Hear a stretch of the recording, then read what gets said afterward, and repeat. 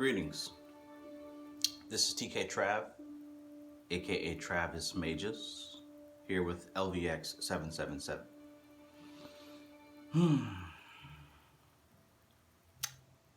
Lately, I've been doing a lot of work with the 9 Goetic Kings.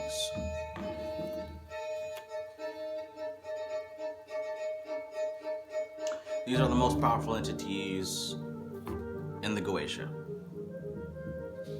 and it has been a massive undertaking. The amount of insight that is coming in through my daily meditations and spiritual connections is overwhelming at best. There was a long while where I really wasn't having any communication, but recently I got a massive breakthrough and knowledge has just been pouring through.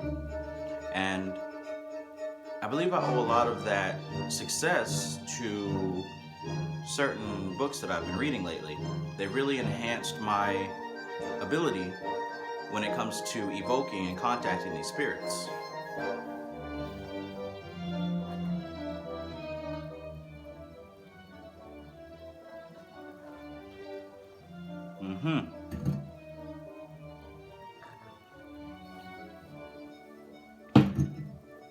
In particular, these set of books here.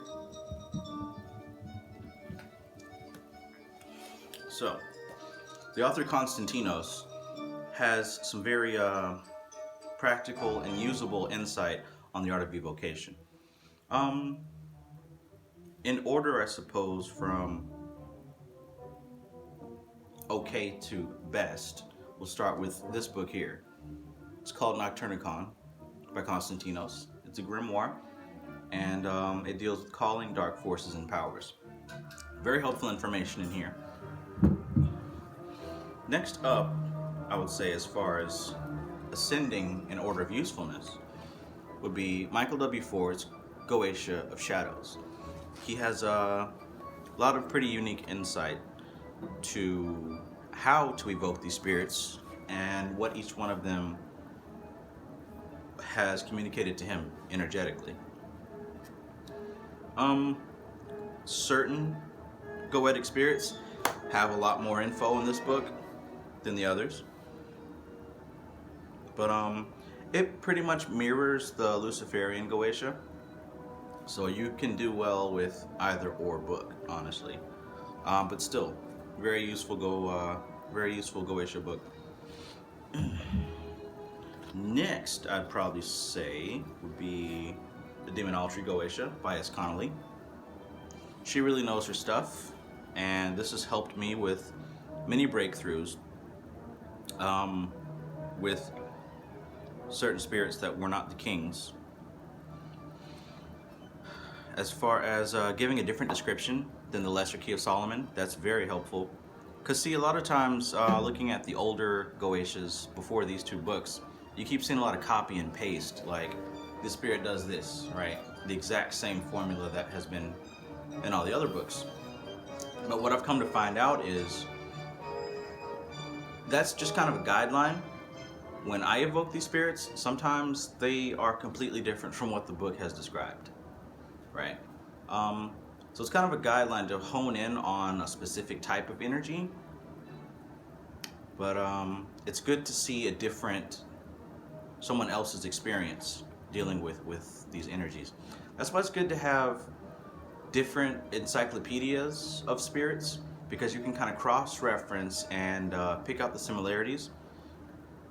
And yeah, Demonology Goetia is a pretty decent book dealing with Goetia. Very good book, actually. Next up, I would say, is Konstantinos' Summoning Spirits. Okay, this one is more general, dealing with evocation, and it has revealed to me quite a few very useful tips. Of course, it deals with the Lesser Banishing Ritual and the Ritual of the Hexagram, but it also deals with things like scrying and meditation. It goes into the description of the nature of entities and things like that. Very nice book. But the one book that has given me massive breakthrough when I needed it the most is Demons of Magic by Gordon Winterfield. Honestly, this is the best book that I have read about the Goetia. The best book concerning the theory and the practice of approaching Goetic spirits. Hold on just a sec.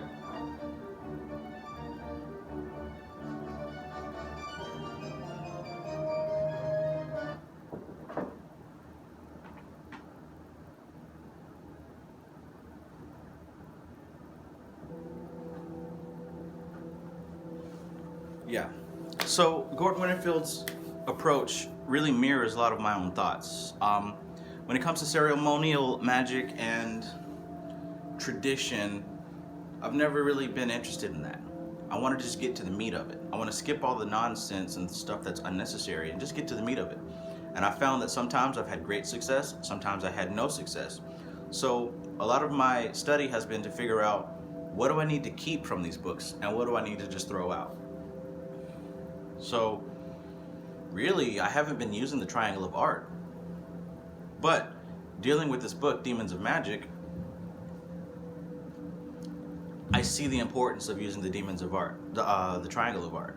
I see the importance of utilizing the corresponding 72 angels in these Goetic rituals.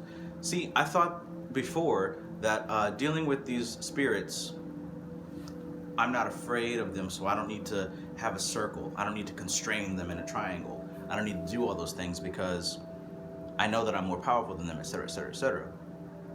While a lot of that is ego, that wasn't the real downfall. The downfall is this is a system of dealing with energy, right?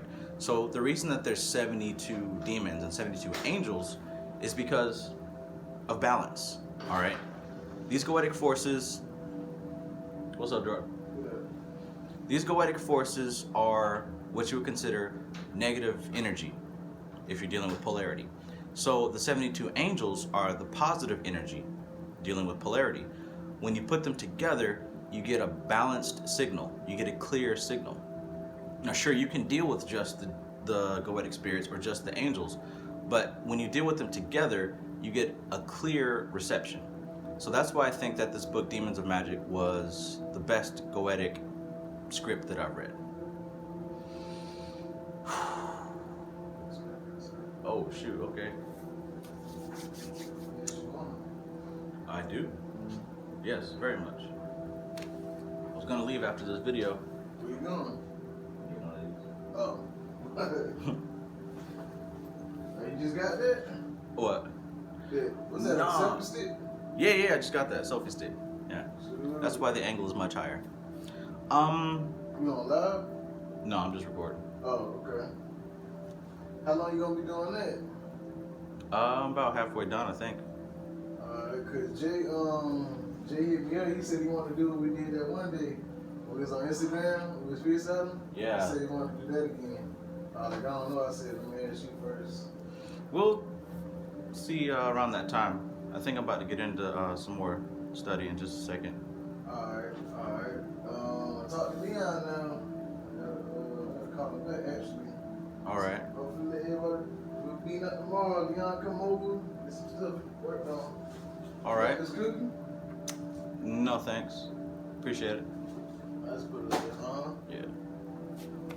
Tony came over here with his nephew earlier when Deezus over here. Yeah, I saw him when I was leaving.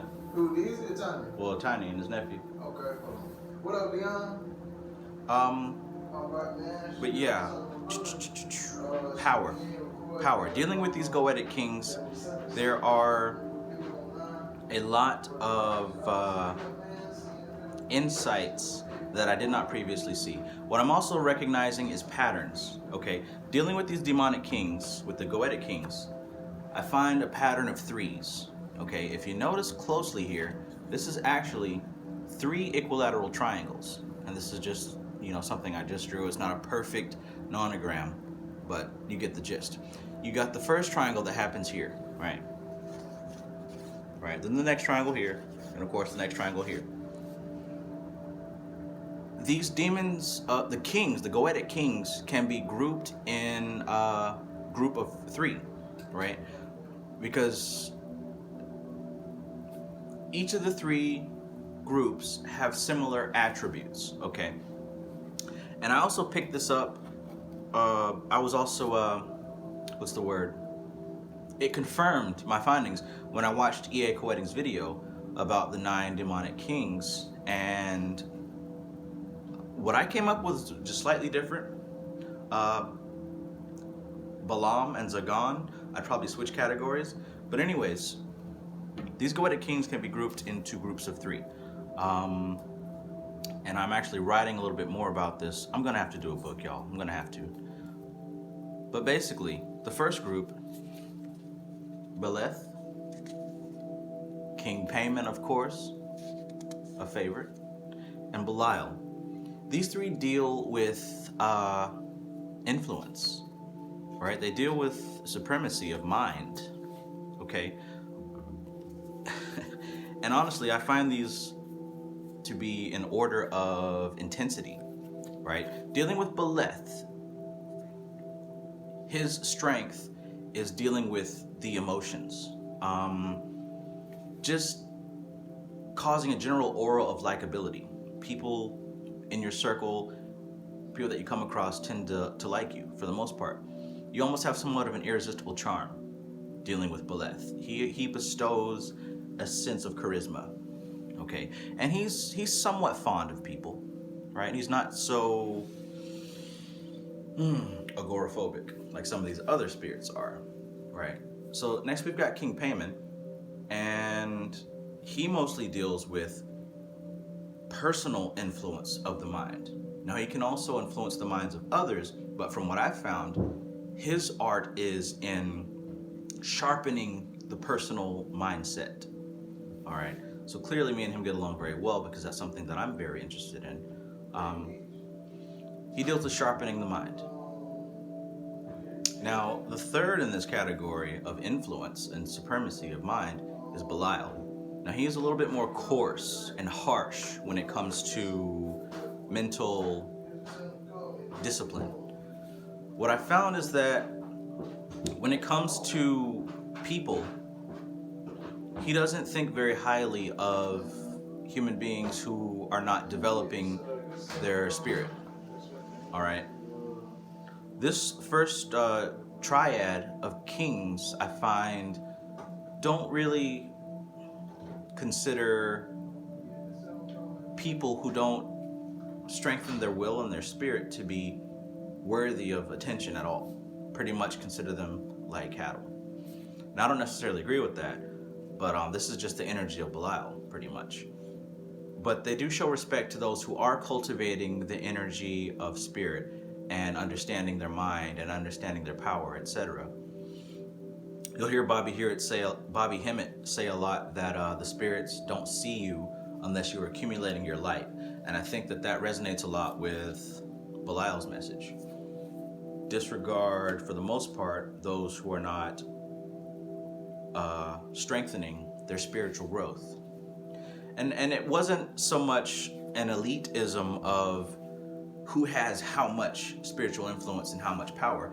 It's simply the will and the intent of wanting to develop yourself. You'll find that there's people who don't care about this, who would rather not hear about how to develop their will and their spirit. That's the kind of people that he's referring to.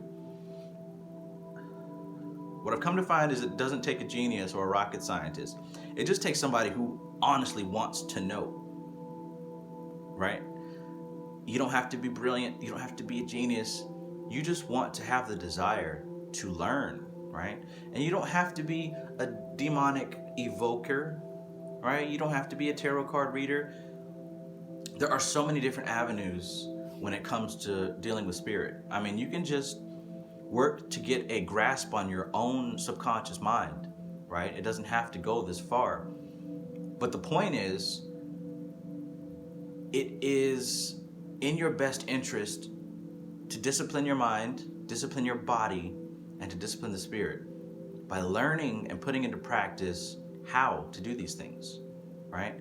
The body is in itself an animal, and the five senses rule the body, right? It craves and desires, and you can go along with it, or you can show the body who's boss by cultivating the mind, right? Instead of letting the body pull you around, you let your thoughts direct you. And more importantly, you develop your spirit, right? You develop your senses to see, to hear, right? To communicate, to feel in the spiritual realm. Develop your intuition and let that be your true guide. Let your spirit discipline your mind so that your mind can discipline your body. Now you can start to see a different lifestyle when you hold those things in importance. That's just the first triad of kings. We'll touch on the others a little bit later. But I mentioned that my triad was a little bit different. That's because I attribute the middle column to Zagan, Vinaya, and Person.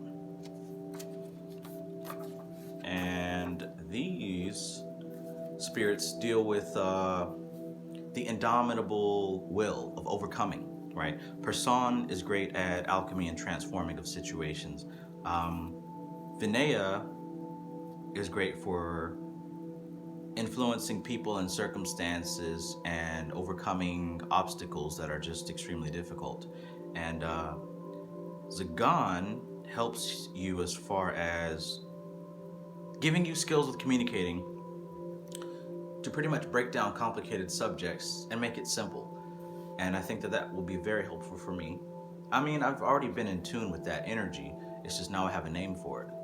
And that's another thing that I found. A lot of these spirits you have within you already, right? But what this is dealing with the Goetia is that you're able to hone in and strengthen those specific qualities. The last group is Belial, Belial, and Asmodei, all right? Asmodei. And each one of these three have the power to make one invisible. But that is that can be interpreted in different ways. You're not necessarily going to turn invisible, but it keeps you under the radar and off the radar of those that would bring you harm and trouble or annoyance, right? Psychic vampires and those kind of things. But more importantly, Asmodei has probably been one of the most helpful besides Beleth and King Payman. And I've probably been communicating with Asmodei the most out of these 9 Goetic kings. And he's really been showing much importance to astral travel and astral projection. What he's been communicating with me is that the astral realm is very important when dealing with these entities. One of the things that he revealed to me was that I was having trouble communicating with these 9 kings because I haven't sufficiently developed my astral energy the way that I should have. So he's been guiding me through different ways to do that. And after that, I really had a breakthrough dealing with these 9 spirits. So if you do seek more power and more contact with the Goetic kings, I suggest you practice more when it comes to astral travel and astral projection. That seems to be a very important key given to me by Asmodei. As a side note, and some of the things that he's been communicating with me also is when you speak to people and to things, speak to the Akasha within. Speak to the spirit within. Don't necessarily speak with the physical human, right? Or deal with the animal or whatever. Look inside and see the God within. Like the phrase people keep saying, namaste, I see the God in you. Instead of acknowledging somebody for their human self, you're looking deeper because the Akasha, the spirit, exists within all things, right? Everything has a little piece of God within it. And when you communicate, if you focus in and hone in on communicating with that piece of God within them, you're communicating on a much deeper level than the regular superficial communication. And in doing so, that tends to help this influence as far as shifting reality into the realm that you want it to be in.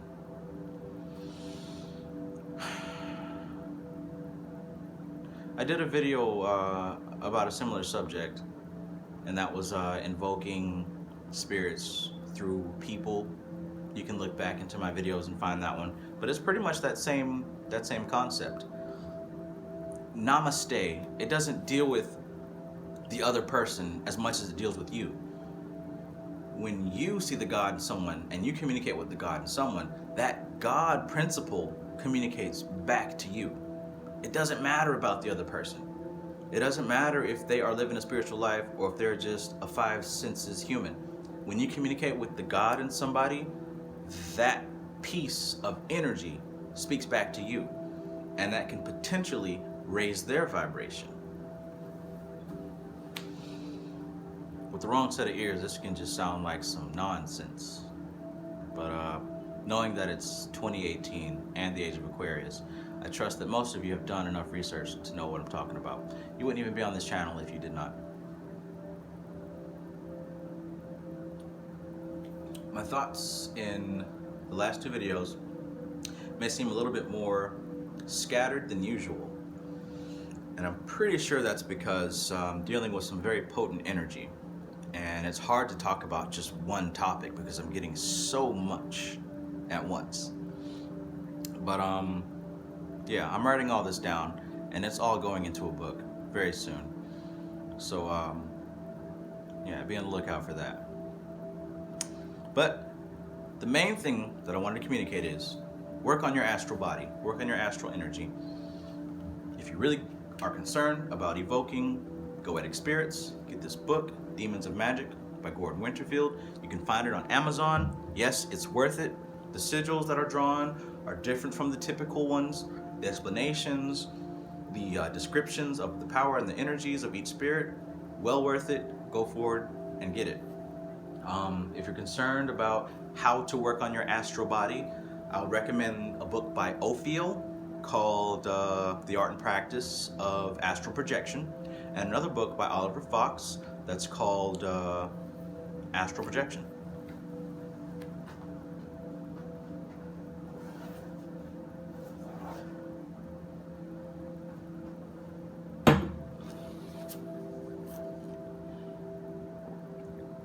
The Art and Practice of Astral Projection by Ophiel, and Astral Projection by Oliver Fox. These books are the best books that I've read so far on astral projection. It doesn't just tell you about their experiences, it gives you multiple exercises on how to astral project.